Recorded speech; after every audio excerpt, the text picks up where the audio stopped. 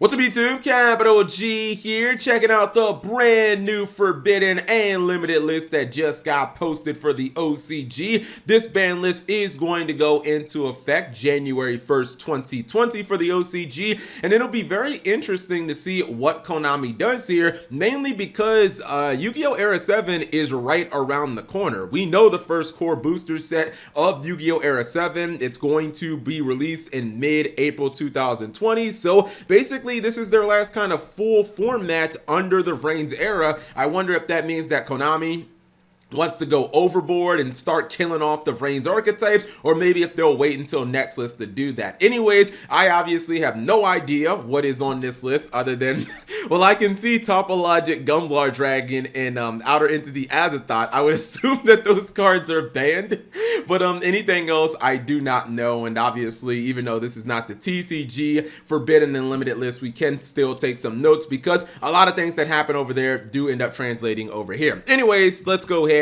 and look at it and just jump into it and figure out what exactly Konami is doing. Is it a small list? Is it a big list? Okay, so those two cards are banned. Topologic Gumblar Dragon and Outer Entity Azathoth. Looks like that's all Konami did. I'm gonna take a small L here because I have always, and people will probably think that this is nonsensical, I have always pretty much defended Gumblar Dragon. I've always been like, man, I understand that you can discard 4 cards from your opponent's hand, but you also have to discard 4, and I really thought that I thought it made more sense for the card to survive in the OCG, especially as long as it did, because I was always like, well, if you max see somebody, I mean, they get to discard like 2 cards out of your hand, but you're going to draw like 8. So it's actually kind of interesting that Konami finally hit this card in the OCG. Another thing to note is that the Divine Sword Phoenix Blade, which was one of the biggest culprits with Gumblar Dragon and Goki's, that card has been banned in the OCG for a long time. So honestly,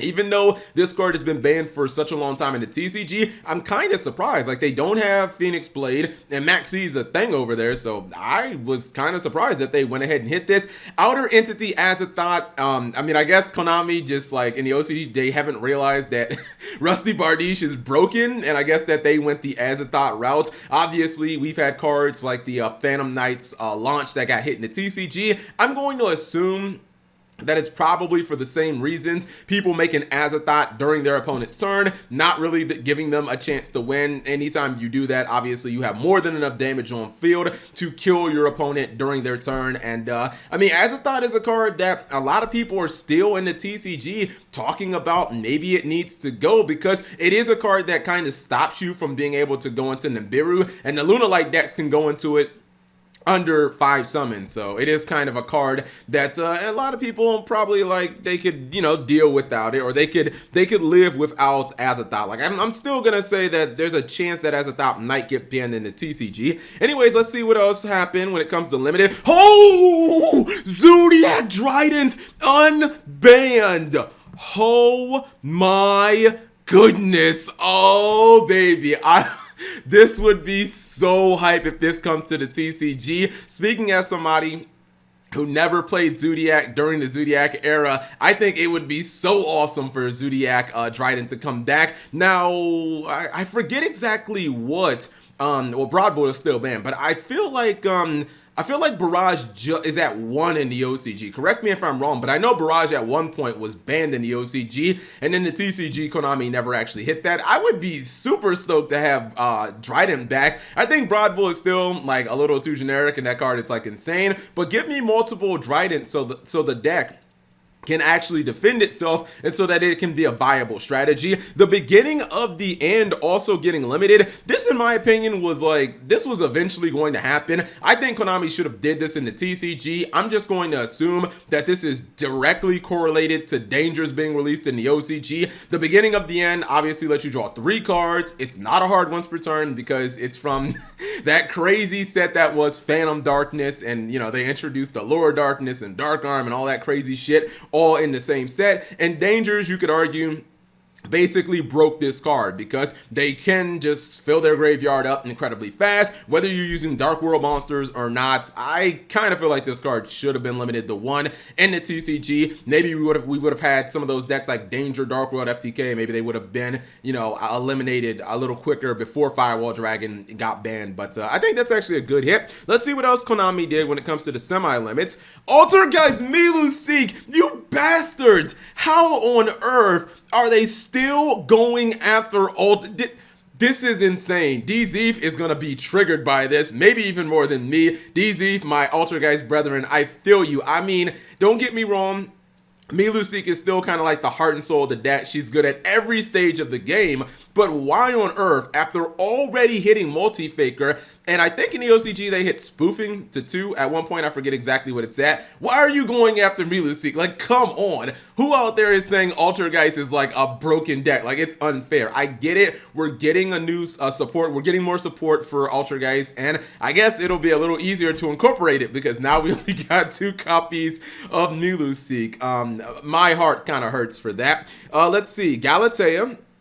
Oh, okay, so Galatea, the orchestrated automation. I don't know if hitting Galatea to 2, does that do anything?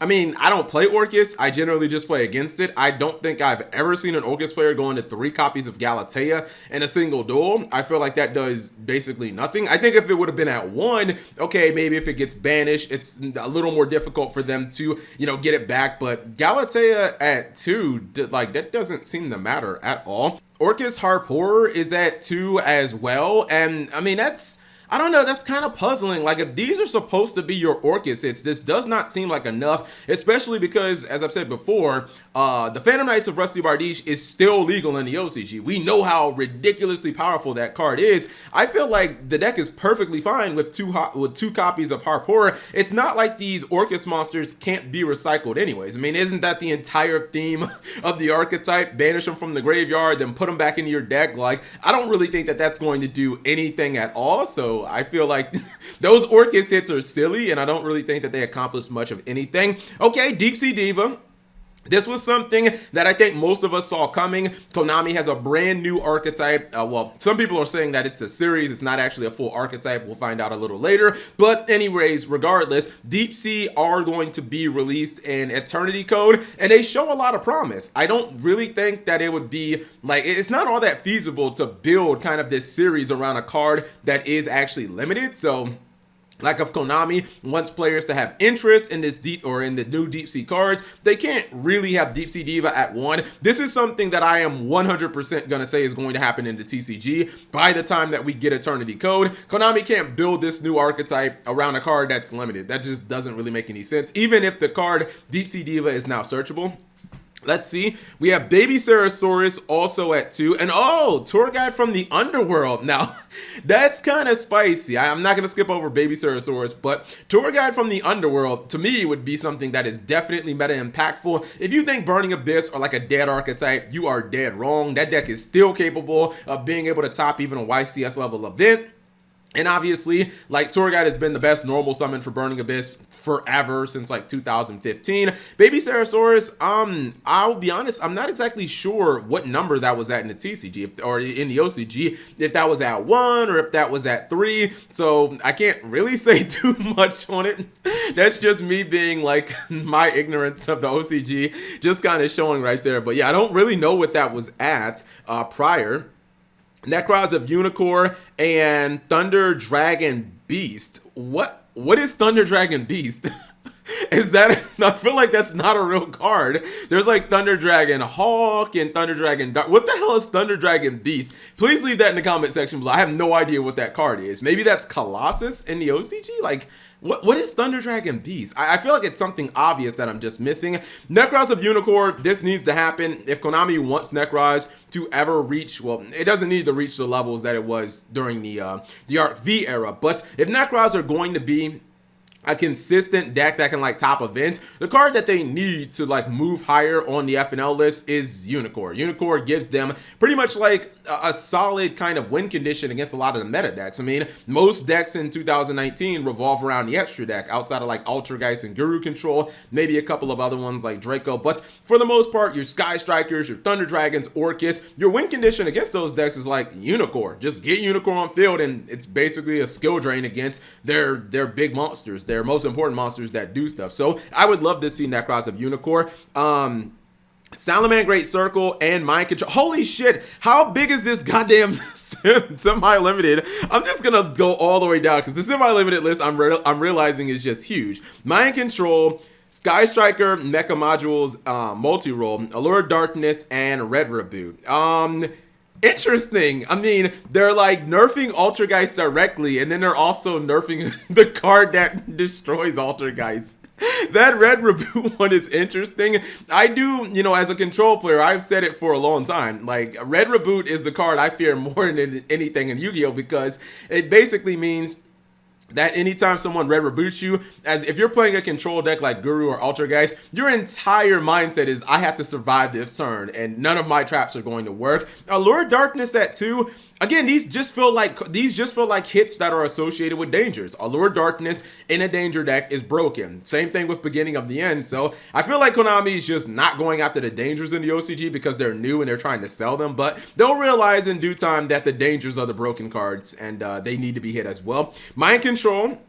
Mind Control has always been good in the Vrains era. That's not surprising at all that the card did end up, or the card's going down on the ban list, because we've seen Mind Control be such a good card, especially if you're playing like a blind second deck. Salaman Great Circle, that's fine. Like, I don't think Gazelle's ever going to move up on the ban list unless Salaman Great are terrible, but Circle at 2, I think could be okay. And I think actually in the OCG, Circle may have been at 3, if I'm not mistaken. I don't think it was at 1 like it is in the TCG, but 2 seems like a fair number. Now, Multi-Roll at 2, like, come on, man. Multi-Roll is arguably a ban-worthy card. Konami needs to address that. At 2, like, 2 is, I know that they don't seem to want to hit, like, Engage, but Multi-Roll should honestly be at 1, if not 0. Let's go through the Unlimiteds really quickly so this video isn't super long. We have Elemental Hero, Shadow Mist, Invoke Merkaba, Interrupted Kaiju Slumber, Chain Strike. Oh my goodness. Why is Chain Strike? I mean, I guess new time rules, but that's not even in play in the OCG. Reasoning and Draco Face Off. Okay, Draco Face Off is completely irrelevant. Merkaba, like, come on, man. No one's playing Invoked anymore. Shadow Mist is interesting, especially now that Stratos, you know, we have multiple copies of Stratos. Like, that could definitely be very good for the OCG. I know this card has been, like, it hasn't been at 3 in a very long time, which is kind of weird. I think, Reasoning could be interesting because, correct me if I'm wrong, but they still have like Grass in the OCG and then they have Reasoning going to 3. Like, that would definitely make me look at a deck like Infernoids and be like, what's good with this archetype? I might want to try that out. But this is honestly a pretty crazy list. I mean, the bans were kind of mild, but then the list just got crazier and crazier as we went down. I would love to see Zoodiac, Drident come back to the TCG. And I think that some of these other hits are pretty crazy as well. The Milusi kit definitely hurt my soul, and I didn't see that coming, but